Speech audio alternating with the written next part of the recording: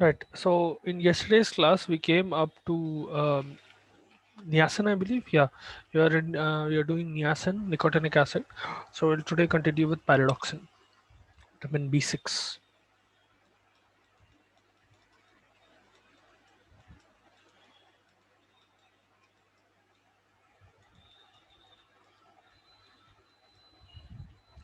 Now, good sources of pyridoxine will include cereals, legumes, milk, liver. All of these are decent sources of even eggs to a certain extent. Pyridoxal phosphate, a product that is obtained from pyridoxine, is a coenzyme in multiple reactions, especially in the synthesis of several amino acids.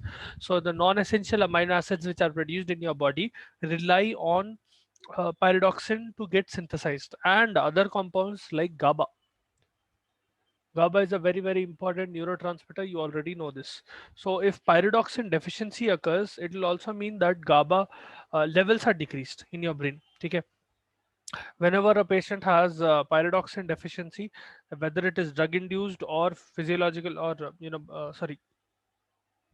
a problem in the absorption, whatever the case might be, these patients will have glossitis, inflammation of the tongue, peripheral neuritis. Okay, there'll be tingling sensation, loss of sensation to a certain extent, numbness in their fingers and toes, anemia, convulsions might occur. Okay, there is at least a risk of convulsions because GABA levels will decrease. There is a chance that convulsions can occur because there is no inhibition to neuron when it is getting activated, and when it is firing, GABA provides the inhibitory transmission and it will stop the neuron from being fired. Okay? Or at least it will stop the neuron from being fired multiple times in succession. So if GABA is not present, there's a good chance that the patient might develop convulsions. Now, excuse me, you can use it prophylactically in case of pyridoxine deficiency to avoid or to treat pyridoxine deficiency as well. You can use it with, you have to use it with INH. So isoniazid, which is an anti-tubercular drug, when we discussed about isoniazid, I told you that INH can cause peripheral neuritis because it will interfere with absorption of pyridoxine. Okay, when you give isoniazid, pyridoxine absorption does not occur properly. So in that scenario, you have to use more pyridoxine. You have to supplement pyridoxine externally. Okay, uh, along with this thing INH to avoid peripheral neuritis, or at least to treat peripheral neuritis if the patient has already developed it. Convulsions may use कर सकते हैं, especially infants might develop convulsions very quickly compared to adults if they have pyridoxine deficiency. उनके अंदर use कर सकते हैं. Another use is morning sickness in pregnant women. So a lot of pregnant women, not everyone, but a lot of pregnant women will have morning sickness. Okay, so uske andar, if you give pyridoxine, it may reduce the chance of vomiting. The mechanism is unknown how it will work, but what we do know is that morning sickness is abated to a certain extent if you supplement with pyridoxine. Then vitamin B5, pantothenic acid. Now, as such, इसकी deficiency is not clinically known. ठीक है, so the everyday food that you eat will have more than enough amount of parathytic acid for your RDA. This thing required daily allowance जो रहता vitamins का, that will be easily met with what you eat generally, especially with the Indian diet. The sources of vitamin B5 will include wheat, milk, peanuts, vegetables, cereals. All of these are decent sources of parathytic acid. Now, this is converted into coenzyme A.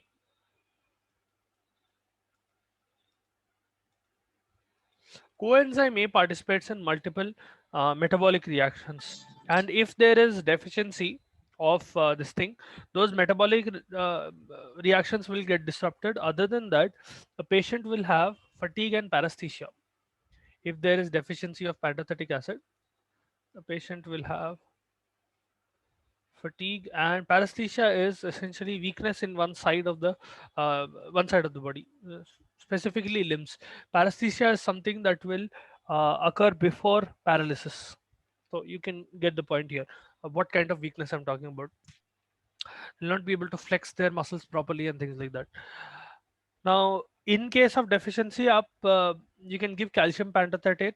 Okay, generally it will be present in multivitamins. So even if you give a multivitamin, it will have a decent amount of calcium pentathetate, which should be able to overcome any deficiency if it is occurring. Normally, deficiency is very, very rare to find of pentathetic acid. If it is occurring, then you can use this thing, multivitamin. Then there is vitamin B7 biotin. Pyridoxine is B6. Okay.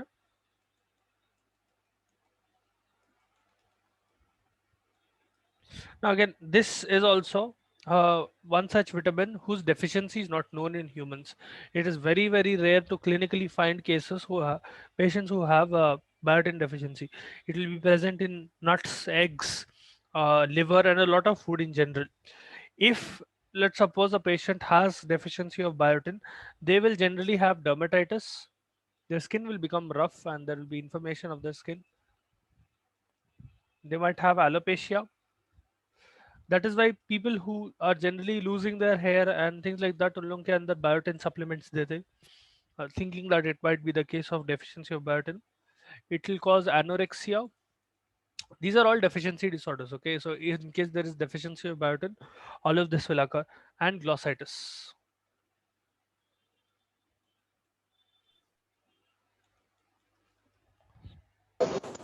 Now, biotin itself will act as a coenzyme in multiple metabolic reactions, so it is very important to your body. As such, it should not occur. Deficiency agar hui to, you can give a few drugs. You can give direct supplement of biotin, or you can give multivitamin as well. Either way is fine. Now, one thing to note about biotin is that if someone eats a lot of egg whites, egg whites make protein रहता है avidin बोल के. There is a protein in egg whites named avidin.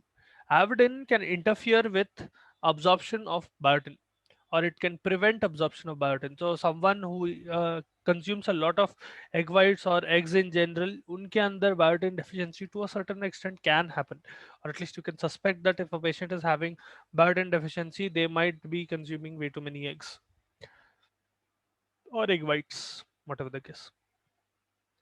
Then we have vitamin B12 and B9. Cyanocobalamin and folic acid. These two are generally studied together because both of these have similar functions. Okay, both of these are essential for normal DNA synthesis. Now, what do I mean by that? Let us suppose there is deficiency of vitamin B12 and vitamin B9, which is cyanocobalamin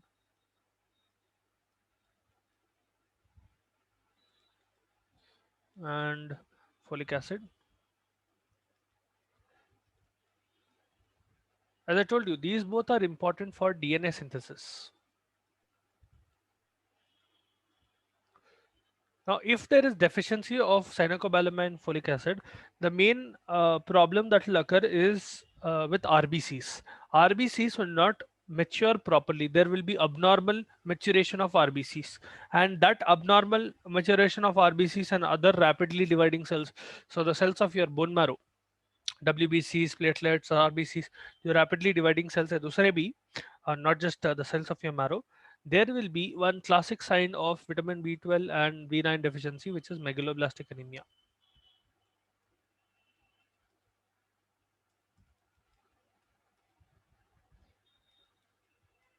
So B12 and B9, both of them are responsible for DNA synthesis. If DNA synthesis is not occurring properly, it will affect, it will cause abnormal maturation. Normal maturation. So from the progenitor cells, the maturation जो होता हो into RBCs and other cells, that maturation will not happen properly. As a result, megaloblastic anemia will occur. ठीक है? Mainly in red cells of your bone marrow. Now, because they are influencing maturation, these two are also called maturation factors. Okay? Vitamin B12 and B9 are called maturation factors. Other than megaloblastic anemia, patients who have this deficiency, combined deficiency, they will show stomatitis, inflammation of their mouth, uh, glossitis, ठीक है. There might be a few neurological manifestations as well in patients. Now, if we specifically talk about vitamin B12, we'll go in detail with each and every one of them.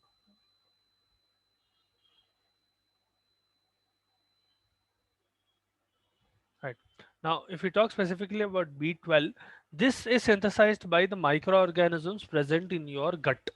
Okay. A lot of it was produced by the flora of your gut. So it is safe to assume that if a patient is having intestinal problems, if there is an intestinal infection, or let us suppose a patient is having um, let us suppose someone is having a tapeworm infection, specifically fish tapeworm infection. Uske andar, that fish tapeworm itself will start consuming vitamin B12. That can be one cause of deficiency. Another problem, another cause can be if a patient is on long-term antibiotic therapy or irrational antibiotic therapy. That can cause damage to intestinal flora, and that can lead to deficiency of vitamin B12. Now, in general, vitamin B12 is also called extrinsic factor.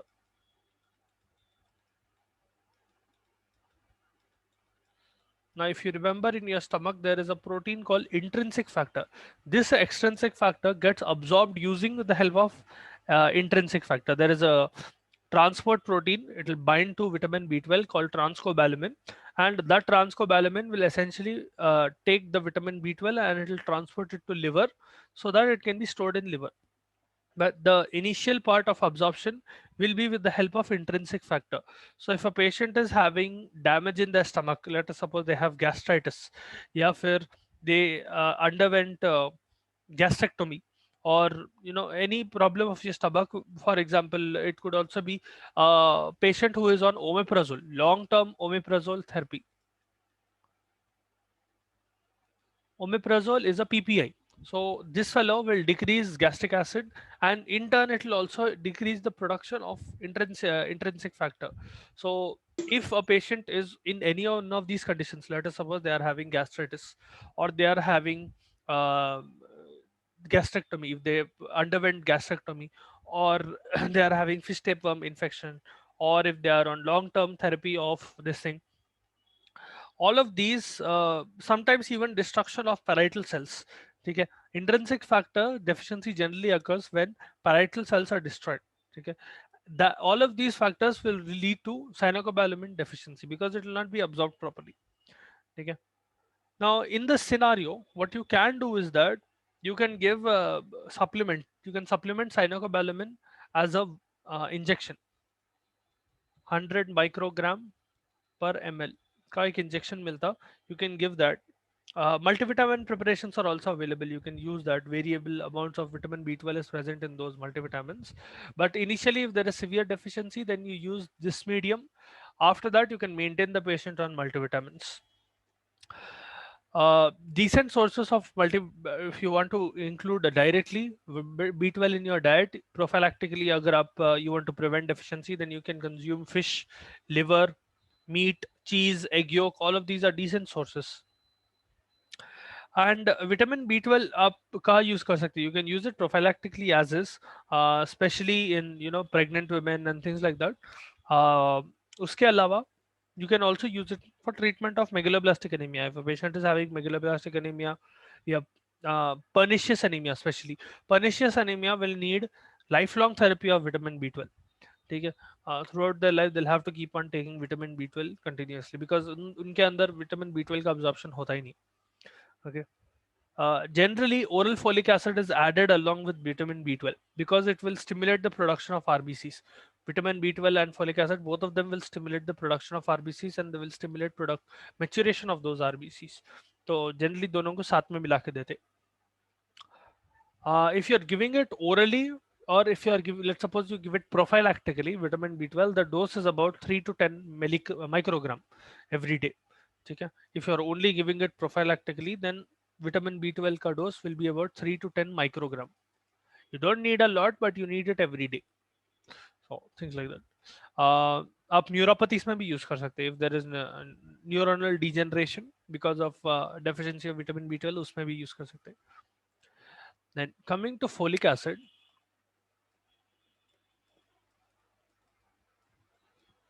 Now, folic acid is present in green leafy vegetables, any green vegetable for that matter. It is present in yeast, dried yeast. Some fruits have it. One important point to note is that if you cook food for a very long period of time and you cook it in a lot of spices, it will generally destroy folic acid. Okay, folic acid gets destroyed if it is being cooked for a long period of time or if it is cooked with spices. Absorption generally takes place through your duodenum and jejunum, and it is transported directly into your blood. It will be stored in your liver. Now, in case there is folate deficiency, it is generally due to either dietary deficiency, as in you are not taking enough amount of folic acid, or there might be malabsorption, or there might be a problem in the small intestine. Okay. There are other diseases as well as some drugs that can cause folic acid deficiency. For example, phenytoin है, phenytoin, phenobarbital, oral contraceptives. OCPs can hinder uh, folate absorption. Methotrexate, cotrimoxazole.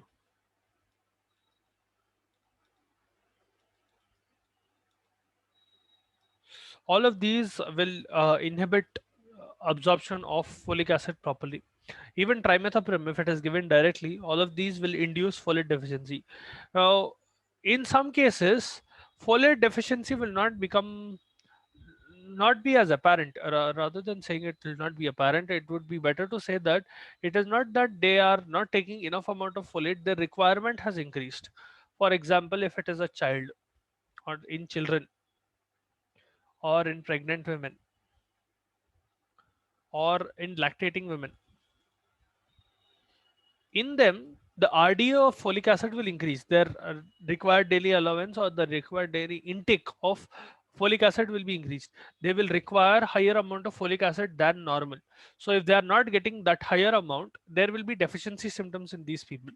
ठीक है, तो इनके अंदर requirement is higher, increases. When you are when it is a child or a pregnant lady or a lactating lady, generally they are given supplementation of folic acid. They should be given. If folic acid deficiency does occur, the patient will have megaloblastic anemia. That is the obvious sign. Glossitis will occur. Diarrhea and weakness will also occur. Diarrhea, weakness, glossitis, megaloblastic anemia. All of these are signs of folic acid deficiency. Now you can supplement folic acid by giving about 2 to 5 milligrams per day. 2 to 5 milligrams per day. ठीक है. Generally combine it with vitamin B12. It is better if you do. If there is any malabsorption syndrome, उसको counter कर दे सकते. You can also give it intramuscular if you want to. You can give it prophylactically if a patient is pregnant or lactating or even infants. In those situations, to avoid folic acid deficiency, you can give 500 mg of oral folic acid every day. That will work. Then coming to the next vitamin, ascorbic acid. Now, good sources of vitamin C will include citrus fruits, tomatoes, potatoes, gooseberry, so Indian gooseberry, especially amla. Green leafy vegetables have some amount of vitamin C. All of these are decent sources. The best source would be, I would say, gooseberry and citrus fruits. Even tomatoes, very good source of vitamin C. Now, physiologically, vitamin C plays a very important role in metabolic reactions. Okay? Multiple oxidation and reduction reactions rely on vitamin C. It will act either as a coenzyme or it will participate in the reaction directly as is, and it is responsible for cellular respiration. It will take part in multiple reactions that are helping in cellular respiration. Other than that, vitamin C is essential for integrity of your connective tissue, especially for development of cartilage, for development of bone, teeth, and wound healing. ये पूरे processes में it is very very important. So of connective tissue, I'm just writing it as CT. Okay. Uh, Meaning if there is deficiency, of vitamin C. The primary sign you will see is scurvy. Okay, scurvy is the result of vitamin C deficiency, and in scurvy, the patient will have connective tissue disorders. They will have connective tissue defects, because of which the patient will have hemorrhage, especially hemorrhage in their subcutaneous tissues. They will have petechiae. Small spots will appear throughout their body, red spots. They might have ecchymosis we saw a couple of days ago, wherein uh, uh, internal hemorrhage occurs just around your subcutaneous layer, and it will appear as a reddish mark on your skin. That is ecchymosis. Wound healing will be impaired. Patients will have bleeding gums. Wound healing is impaired, meaning bleeding can occur very profusely. Bleeding gums.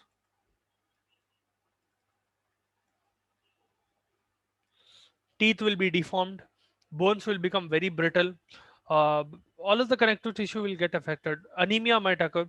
Growth will not be proper if vitamin C is not given properly.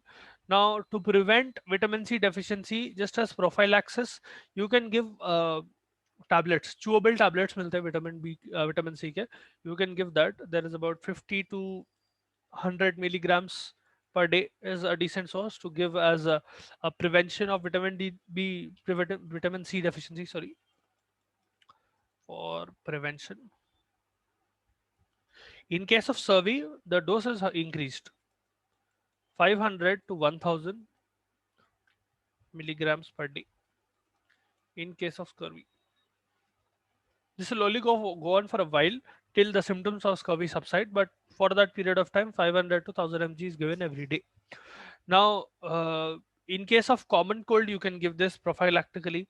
Okay, but the benefits are kind of controversial. Uh, it is not clinically proven that it will help, but some people say that vitamin C might help people recover from this thing, and also to acidify urine. If the patient's urine has become very alkaline, in that scenario, you can give vitamin C.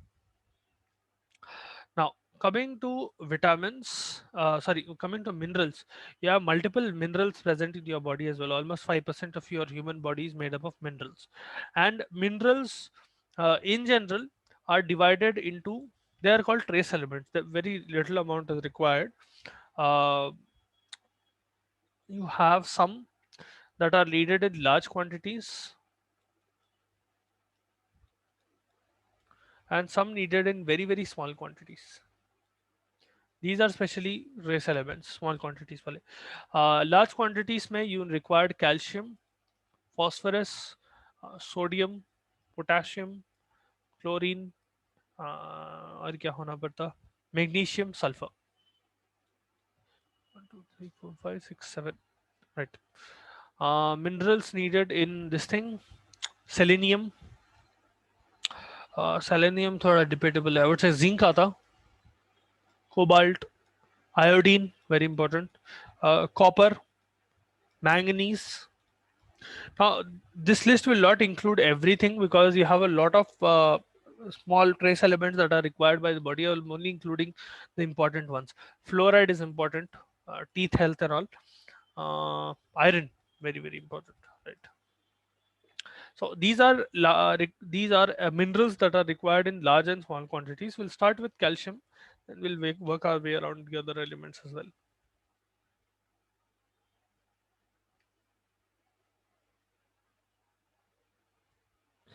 Right. Now, calcium is required for multiple uses, not just for your bone health. It is required for tissue excitability.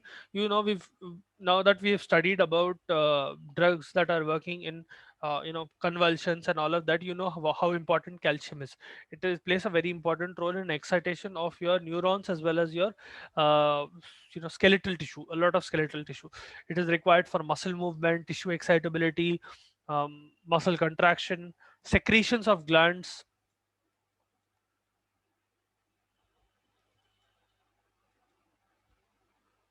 um, it is required for muscle contraction,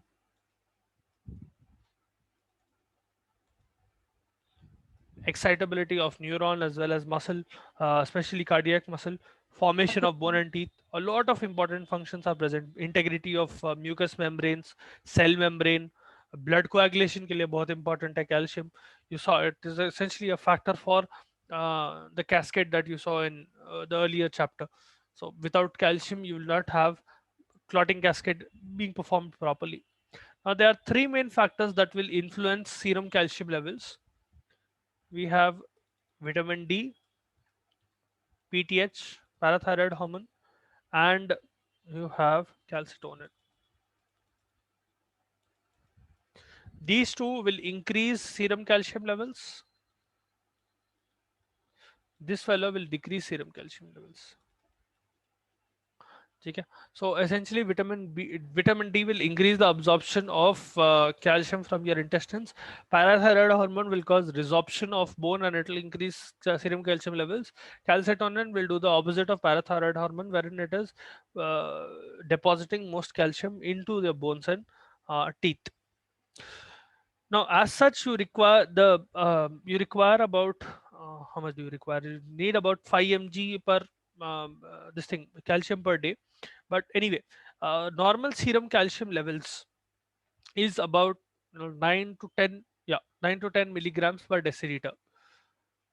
Serum calcium is 9 to 11 milligrams per deciliter. This is a little debatable because some textbooks you will find 8.5 to 10, some textbooks you'll find 8 to 10. So some textbooks you'll find 10 to 12. Anyway, somewhere around the same range is proper. Now, one of the big problems with calcium, if someone is taking excessive amount of calcium, is constipation. Especially अगर oral calcium बहुत ज़्यादा हो गया, then it can cause constipation.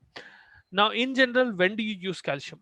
Obviously, if there is calcium deficiency, patients will generally have osteoporosis, bones and teeth will become weak, all of that will happen. Bleeding problems might occur. So, calcium supplements are given prophylactically in children, pregnant women, and lactating women. Very, very important. Even in postmenopausal women. अगर आप tetanus के लिए दे रहे हैं, let us suppose there is tetany. In this scenario, you will give about 5 to 10 ml IV. ठीक है. Calcium gluconate का injection मिलता, you will give that, then you will slowly infuse about 5, no, around 50 to 100 ml. Slow infusion though. Yeah. Initially this is given. After that you will slowly infuse 50 to 100 ml. ठीक है. This will reverse the muscular spasms that occur due to tetany. Uh, Injection might produce a little sensation of warmth, so you have to warn the patient beforehand. When you're giving the injection and you're infusing the drug, the site of injection will become slightly warm. So in general the patient will become slightly warm, not just the site of injection. So आप ये दे सकते हैं. This is generally followed by oral medication of calcium. You give about 1.5 grams of calcium for a long period of time, almost several weeks, 3 to 4 weeks, in case of tetany. If a patient is having osteoporosis, then vitamin D and calcium दोनों मिला के देते.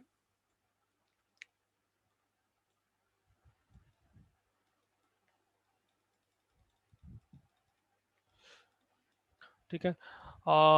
Now you can also give other drugs that are preventing preventing and treating osteoporosis, but this will be the mainstay. Calcium and vitamin D together. You can use it to reverse rickets. In case of vitamin D deficiency, patients will have rickets, so उसके effects reverse करने को दे सकते. You can give it as an antacid. Calcium carbonate will act as an antacid, even though they are better antacids. You can give this drug as well as an antacid. Now, other than calcium, there is sodium. So the electrolytes. Sodium is a very, very important electrolyte. Now, as is oral deficiency of sodium is very, very uncommon. Okay? Because you get most of your daily requirement of sodium just by your table salt. Okay?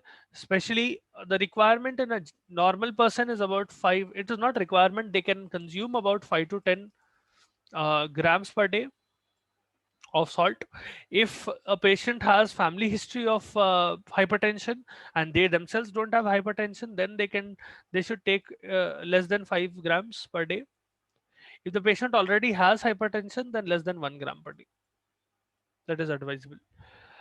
Now in general, if you take 10 grams of NaCl, it will have about 4 grams of sodium. Okay, so that will be more than enough. Now in case a person is living in tropical countries or a person is living near coastal areas, उनके अंदर sweating ज़्यादा रहती and a lot of sodium is lost through that sweat. So in those people, sodium requirement will be slightly high. Keep in mind that sodium is required for a lot of important processes. So if you actively keep on avoiding sodium, even if you don't need to, it can lead to deficiency, which is another big problem. So both hypernatremia and hyponatremia both can occur. Okay, mainly sodium is required for cell excitation. ठीक है, आपके muscular sales रहने दो या neuronal cell रहने दो, also to maintain your this thing, electrochemical gradient across multiple membranes. Sodium plays a very important role. Sodium, potassium and chlorine, all of them will work together to maintain that gradient. Now as is, sodium will be absorbed from your body in exchange for glucose. ठीक है, technically it will be absorbed indirectly by glucose. Sodium glucose co-transporter जो रहता है उससे. Now in any scenario, if a patient is having hyponatremia, let us suppose, decreased amount of serum potassium, serum sodium, hyponatremia, they will generally present with lethargy. They might have muscle cramps. Some patients will have hypotension. In severe cases, they might go into shock, circulatory failure. ठीक है, generally how does hyponatremia occur? Let us suppose patient is having excessive sweating or diarrhea, burns. So dehydration because of burns, yeah, dehydration because of diarrhea. Diarrhea may not just dehydration occurs, but electrolytes are also lost. Diuretics, if a patient is taking diuretics for a long period of time or very high doses of diuretics, these are all effects that will reduce plasma sodium levels. Even starvation to a certain extent, if you're not eating enough amount of food, or you're not eating enough amount of sodium chloride. Now in this scenario, you can simply give an IV infusion of NS, this thing, NS normal saline. It should correct the sodium deficiency that has occurred in patients. On the flip side, there can be hypernatremia as well, which is very common, much more common than hypo.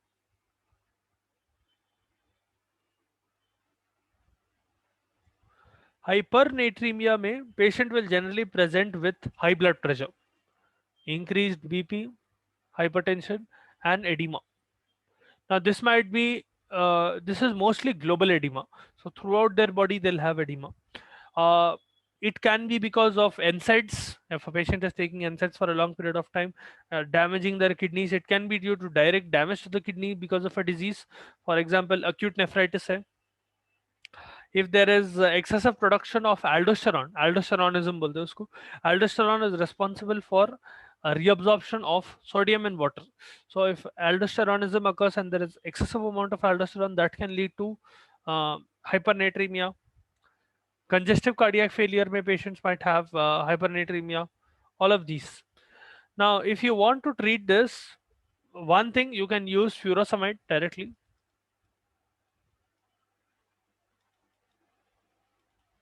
ठीक है, because diuretics can cause hyponatremia, you can use it in hypernatremia. ठीक है, तो hyponatremia में patients, if they are on diuretics for a long period of time or very high doses of diuretics, it can cause increase in this thing, right? Sorry, it can cause decrease in sodium levels. So agar if a patient has hypernatremia, you can give furosemide or any other diuretic that is decreasing, or it is excreting sodium, so it will be helpful in this scenario. So whatever is causing hyponatremia can be used for treatment of hypernatremia. So that is one logic that you can understand. uh, Other than that, आप sodium intake restrict कर सकते, you will not let the patient eat as much amount of salt as such. Especially they are given a special diet, in the sense you will not add sodium at all, and you will avoid things that will have a lot of sodium in it, especially fast food, food that is cooked outside, Chinese food, things like that. उसके अंदर Ajinomoto ज़्यादा रहता है, या generally food that is produced outside or cooked outside will have slightly higher amount of salt and oil. So you need to avoid that. Then coming to the next one, we have potassium. Now, potassium, again, it plays a very important role in making sure that equilibrium is maintained across membranes. Electrochemical gradient maintain करने help करता है ये. Now, as such, most of your potassium is present in muscles. Okay, one of the best source of potassium that you will ever find is coconut water. It will have ridiculous amounts of potassium. Others will include nuts, vegetables, decent amounts. In this thing as well, liver will have good amounts of potassium. On an average, an adult will require about 3 to 5 grams per day of potassium per day. Okay. It will take part in multiple reactions. It is required for muscular activity, to maintain water and electrolyte balance, to maintain acid base balance in your blood. Okay. Also for neuronal activity. In case there is deficiency of potassium, it will be categorized as hypokalemia. Hypokalemia mein patient will generally have muscle weakness, confusion, hypotension, bradycardia, cardiac arrhythmias. Now this is kind of confusing because cardiac arrhythmias will occur both in hyperkalemia and hypokalemia. So only by looking at arrhythmias, it might not be safe to assume whether the patient has hypo or hyperkalemia. You have to look at the other symptoms as well. Sometimes hypokalemia can cause renal impairment and can also cause neuromuscular paralysis. The patient will be paralyzed because of hypokalemia. So if you are correcting it, the patient will get better. Now, it is generally caused due to dietary deficiency, or the patient is having the same problems as hyponatremia, as in excessive sweating, excessive vomiting, diarrhea. All of those can cause hypokalemia. Diabetic ketoacidosis can lead to hypokalemia, DKA. DKA में patient can develop hypokalemia. Nephrotic syndrome में भी develop कर सकते हैं. Now, if the patient is having hypokalemia, mild hai, you can give potassium chloride supplementation. If it is very severe, then you have to give a slow IV drip of potassium chloride. Okay? Uh, if potassium is given very quickly, it will cause sudden cardiac arrest. Okay? So you have to keep that in mind. Whenever you are trying to supplement potassium, make sure that you are always giving potassium with a slow IV. Never inject it very quickly, or never give normal IV of potassium, because if it is rapidly injected in a patient's blood, it can cause cardiac arrest because of sudden cardiac activity. Okay? Because it has the potential to create arrhythmias, it can negatively influence your heart, and if you are giving it suddenly, it can cause cardiac arrest. In case of hyperkalemia, let us suppose the patient has hyperkalemia.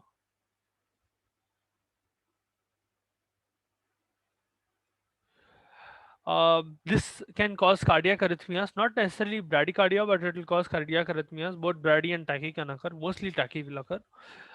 Skeletal muscles and respiratory paralysis can occur in case of hyperkalemia.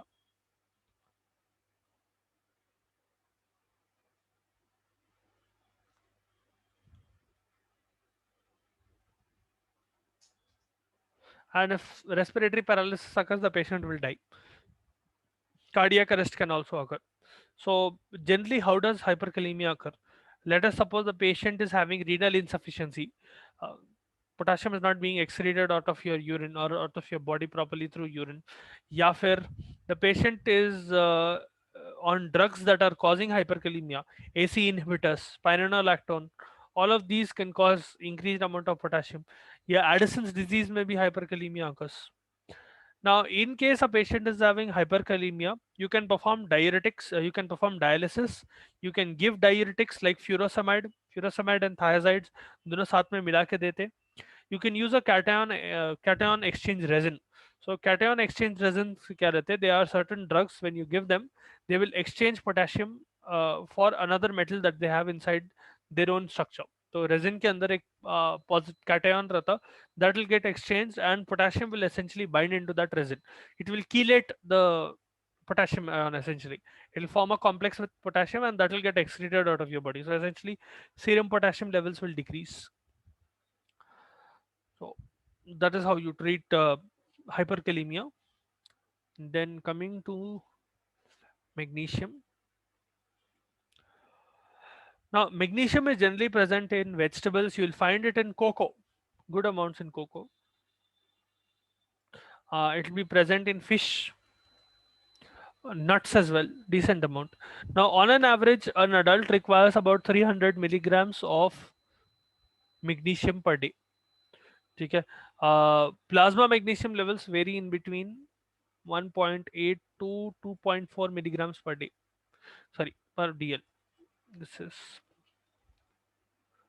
plasma level, normal plasma level. Okay. Magnesium is present mostly in your bones and muscles में ज़्यादा रहता, and parathyroid hormone plays a very important role in absorption of magnesium. So if a patient is having hypoparathyroidism, उनके अंदर magnesium absorption will be negatively affected. PTH plays an important role in absorption of magnesium. So अगर PTH का deficiency हुआ, it will also called magnesium deficiency. Now magnesium acts as a CNS depressant. It will depress your neuromuscular transmission, inhibiting the release of acetylcholine. Okay. It will essentially depolarize your, it will antagonize depolarization of your motor end plate. So essentially it is required to inhibit excessive excitation. Whenever there is a certain amount of excitation, to inhibit the process, just like GABA, magnesium will act as a CNS depressant. So agar magnesium की deficiency हुई, it can lead to convulsions. Okay. So you can understand it is technically also used as an anticonvulsant because of the same reason. Magnesium sulfate IV or intramuscular can be used to control seizures, especially in pregnancy. Sometimes in pregnancy what happens is toxemia occurs and that toxemia can lead to convulsions. So in that scenario you can give magnesium. So you get the point. It will act as a antagonist of depolarization at your motor end plate. It will depress your myocardium to a certain extent, not completely, but it will depress your myocardium. It will also cause peripheral vasodilation. So it is responsible for hypotension.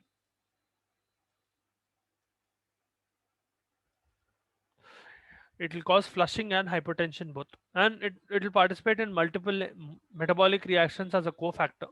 ठीक है, coenzyme and cofactor के वैसा काम करता है ये. Now, where do you use magnesium supplementation? Let us suppose a patient is directly having magnesium deficiency. जब आप use कर सकते हैं, you can give 5 ml of 50% magnesium, slow IV. Again, this is also given very slowly. You can use magnesium sulfate as well, slow IV के लिए. You can use it as an antacid, very popular as an antacid. Magnesium hydroxide, magnesium and aluminum hydroxide जो है, these two can be given. But this will cause diarrhea. It's generally इसको aluminium hydroxide के साथ देते हैं. Aluminium hydroxide will cause constipation. तो दोनों को साथ में मिला दिया तो it will cancel each other's effect. As in diarrhea and constipation will cancel each other. You can use it as an osmotic purgative. If the patient is having problems in voiding their bowels, उसमें आप दे सकते हैं magnesium sulfate. Let's suppose a patient is having increased intracranial tension. In that scenario you can give magnesium sulfate to decrease intracranial tension. You can use it for cardiac arrhythmias, treatment of arrhythmias, and especially arrhythmias that are occurring after heart attack. उसमें magnesium बहुत अच्छा काम आता. Now in case there is deficiency, the deficiency mostly occurs because of diarrhea. Severe diarrhea will lead to magnesium deficiency. Malabsorption can be a scenario where patient is not being unable to absorb properly at all, either because of intestinal damage or a drug that is inhibiting absorption. It can be because of renal dysfunction. It can be because of aldosteronism. Diuretic therapy can cause deficiency, and generally if there is deficiency of magnesium, that patient will have irritability.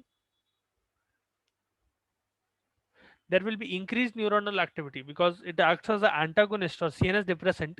If magnesium is removed, there will be excessive CNS stimulation, meaning the patient will have tremors. There is a chance of convulsions. Behavior gets altered. Patients will have difficulty in swallowing, dysphagia होता, cardiac disturbances might occur. ठीक है. Now that is about phos magnesium. You have two more small elements, two three more small elements. We'll do that in the afternoon and we'll start the next chapter. ठीक है. That's it. छोटा सा ही chapter है ये, ज़्यादा कुछ है नहीं इसमें. Not really difficult either.